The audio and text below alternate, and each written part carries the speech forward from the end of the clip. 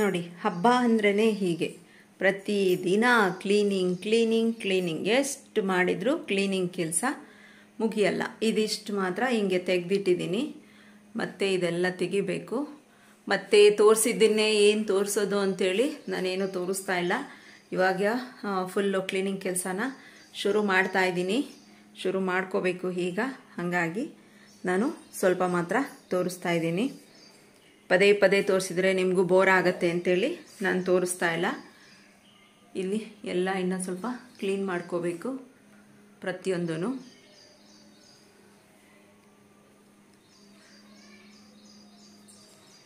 ನೋಡಿ, ನಮ್ಮ ಪಾರು ಕೂಡ ವೆಯ್ಟ್ ಮಾಡ್ತಿದ್ದಾರೆ ನಮಗೆ ಕೆಲಸ ಮಾಡ್ಕೊಡೋದಕ್ಕೆ. ಕೆಲಸ ಮಾಡ್ಕೊಡ್ತೀವಾ ಪಾರು? ಓಯ್, ಕೆಲಸ ಮಾಡ್ಕೊಡ್ತೀ? ನಂಗೆ ಕೆಲಸ ಮಾಡ್ಕೊಡ್ತೀ? ಇಲ್ಲಿ ನೋಡು, ಇಲ್ಲಿ ನೋಡಪ್ಪ, ನನ್ನನ್ನು ನೋಡು. ಇಲ್ಲಿ ಎಲ್ಲೆಲ್ಲೋ ಹುಡುಕ್ತಾಳೆ. ಶೋಕೇಸ್ ಒಳಗಡೆ ಗ್ಲಾಸ್ ಇದೆ. ಗ್ಲಾಸಲ್ಲಿ ಸ್ಟ್ಯಾಂಡ್ನ ಮಾಡಿದ್ದಾರೆ. ಇದು ತುಂಬ ಹಳೆಯ ಮನೆ, ಅಂದರೆ 10-15 ವರ್ಷದ ಮನೆ. ಹಾಗಾಗಿ ಹೋಲ್ ಟೈಪಲ್ಲಿ ಏನಿತ್ತು ಆ ರೀತಿ ಮಾಡಿದ್ದಾರೆ. ನನಗೆ ಅದು ಒಳಗಡೆ ಇರೋ ಗ್ಲಾಸ್ ಎಲ್ಲ ತೆಗಿಯೋಕ್ಕೆ ಆಗ್ತಾ ಇರಲಿಲ್ಲ.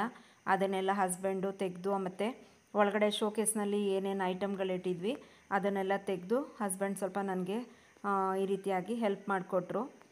ಶೋಕೇಸ್ ಕ್ಲೀನಿಂಗ್ ಮಾಡ್ಕೊತಾ ಇದ್ದೆ. ಕಂಪ್ಲೀಟಾಗಿ ಮನೆ ಕ್ಲೀನಿಂಗು ಮುಗೀತು. ಇದಿಷ್ಟು ಕ್ಲೀನ್ ಮಾಡಿಕೊಂಡು ಇಟ್ಕೊಂಡಿದ್ದೀನಿ. ನೋಡಿ, ಎಲ್ಲ ಕಂಪ್ಲೀಟಾಗಿ ಮುಗ್ದಿದೆ. ಇಲ್ಲಿಂದ ಅಂದರೆ ಗ್ಯಾಸಿಂದ, ಈ ಗ್ಯಾಸಿಂದ ಸ್ವಲ್ಪ ಕ್ಲೀನ್ ಮಾಡ್ಕೋಬೇಕು. ಕುಕ್ಕಿಂಗ್ ಎಲ್ಲ ಮಾಡ್ತಾ ಇರ್ತೀನಲ್ಲ, ಅದಕ್ಕಾಗಿ ಕ್ಲೀನ್ ಮಾಡ್ಕೊಂಡಿಲ್ಲ ನಾನು. ಗುರುವಾರ ದಿನ ಮತ್ತೆ ಇನ್ನೊಂದು ಸಲ ಸ್ವಲ್ಪ ಅಂದರೆ ಕ್ಲೀನ್ ಮಾಡಿದ್ದೀನಿ. ಇನ್ನೊಂದು ಸಲ ಕ್ಲೀನ್ ಮಾಡ್ಕೊತೀನಿ. ಗುರುವಾರ ಎಲ್ಲ ರವೆ ಉಂಡೆ ಎಲ್ಲ ಮಾಡ್ಕೋಬೇಕಲ್ಲ, ಅವತ್ತಿಗೆ ಕ್ಲೀನ್ ಮಾಡ್ಕೊತೀನಿ. ನೋಡಿ, ಈ ರೀತಿ ಕಂಪ್ಲೀಟ್ ಎಲ್ಲ ಕ್ಲೀನಿಂಗ್ ಆಗೋಗಿದೆ.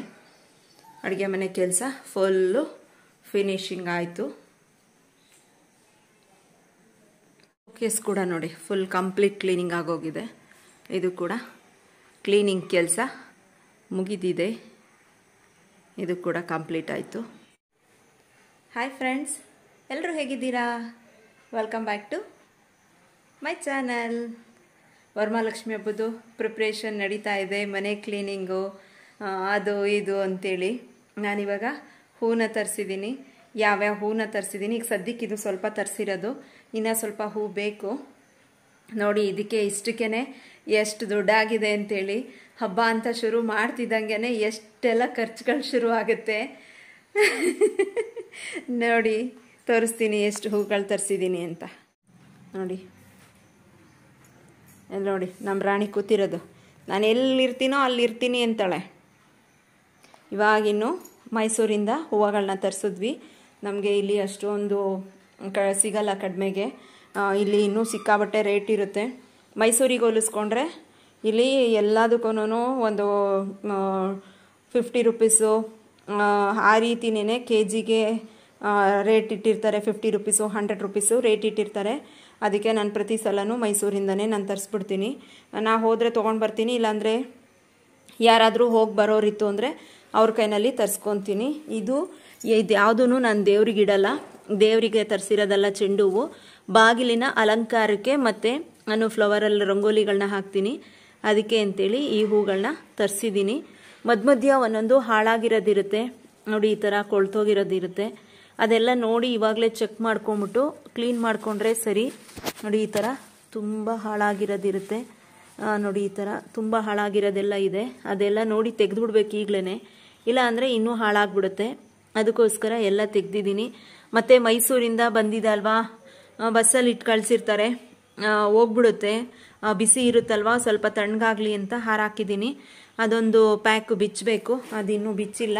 ಮತ್ತು ನಮಗೆ ಈ ಥರ ಫ್ರೂಟ್ಸು ನಮಗೆ ಇದು ಸಿಗಲ್ಲ. ಇದು ಸ್ಟಾರ್ ಫ್ರೂಟ್ ಸಿಗಲ್ಲ ಈ ಸಲ. ನನ್ನ ಗಿಡದಲ್ಲಿ ಇನ್ನೂ ಬಂದಿಲ್ಲ. ಅದಕ್ಕೋಸ್ಕರ ನಾನು ಅಲ್ಲಿಂದ 1-2 ತರಿಸ್ದೆ. ನೋಡಿ, ಮೈಸೂರಲ್ಲೇ ಇದಕ್ಕೆ ಒಂದು ಫ್ರೂಟ್ಸ್ಗೆ 40 ರೂಪೀಸ್ ಇದೆಯಂತೆ. ಒಂದು ಫ್ರೂಟ್ಸ್ಗೆ 40 ರೂಪೀಸು. ಇಲ್ಲಿ ಇನ್ನೂ ಎಷ್ಟಿರುತ್ತೆ ಅಂತ ನೀವೇ ನೋಡಿ. ನೋಡಿ, ಇದು ಚೆಂಡು ಹೂವು ತರಿಸಿರೋದು ಇಷ್ಟು ಕಲರ್ ಇದೆ ನೋಡಿ.